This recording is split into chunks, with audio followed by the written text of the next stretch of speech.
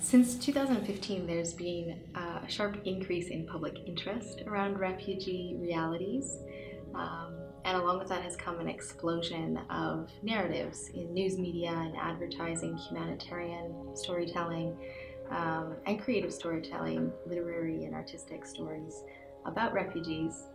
And I've been studying refugee narratives for about 15 years now.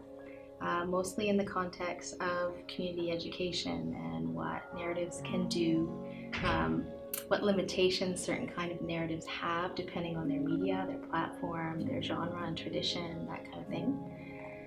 So the question is, now that we know all that we know about refugee narratives and forced migration realities, the way they're being represented currently, what do we do? How do we want to live? How do we want to use this knowledge ethically?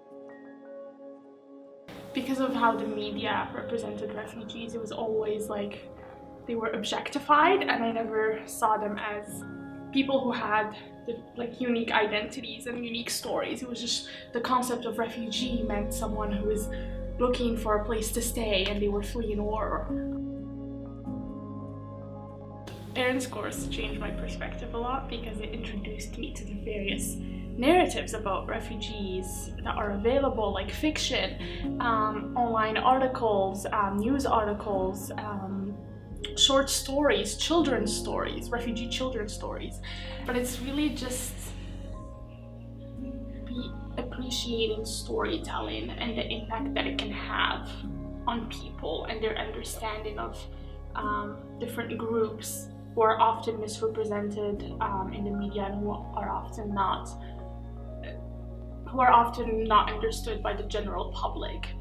One of the highlights for the course for a lot of the students was the guest speaker list. So we had 3 guest speakers come in, and 2 of them had refugee experience themselves and were publishing narratives on their experiences and other people's experiences too. One of them, Ahmed Dani Ramadan, used to be a regional correspondent with the Washington Post in Lebanon and Syria, and is here now in Vancouver, and has written an award-winning novel called The Clothesline Swing, and he came to speak. The other guest speakers was a labor rights organizer in Mexico before he came here to Vancouver as an asylum seeker, refugee claimant, and he's now a citizen here and working with human rights education with migrant workers in BC.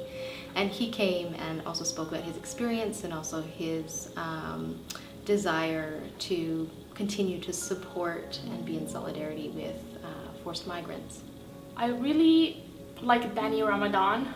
He is a former Syrian refugee, and he was just explaining how there's this misconception that when refugees are attempting, they're willingly attempting to arrive to a different country, like they're very happy about it, enthusiastic about it. And he was just saying that for him, Syria is where he grew up, and he did not actually want to leave. It was because he was forced to leave. And so he was just saying that these misconceptions are not okay. The word refugee is a legal label and has nothing to do with the character or person which it describes. It has something to do with the legal system.